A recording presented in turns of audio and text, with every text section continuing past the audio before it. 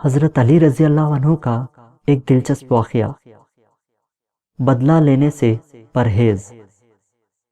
ایک دفعہ کا ذکر ہے، جہاد میں حضرت علی رضی اللہ عنہ کا ایک کافر سے مقابلہ ہوا۔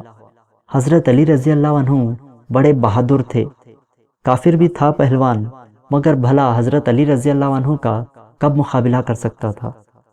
آخر حضرت علی رضی اللہ عنہ نے کافر کو دے پٹکا اور سینے پر سوار ہو گئے۔ تلوار کھینچ کر اس کی گردن اڑانے والے تھے کہ اس نے آپ کے منہ پر تھوک دیا۔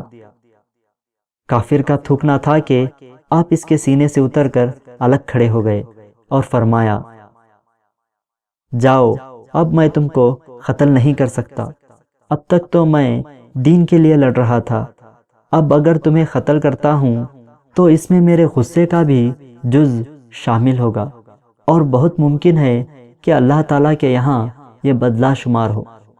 تم نے میری توہین کی، میں اس کا بدلہ نہیں لینا چاہتا۔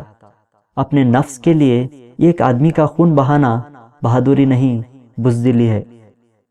کافر آپ کے اس برتاؤ سے بہت متاثر ہوا اور فوراً مسلمان ہو گیا۔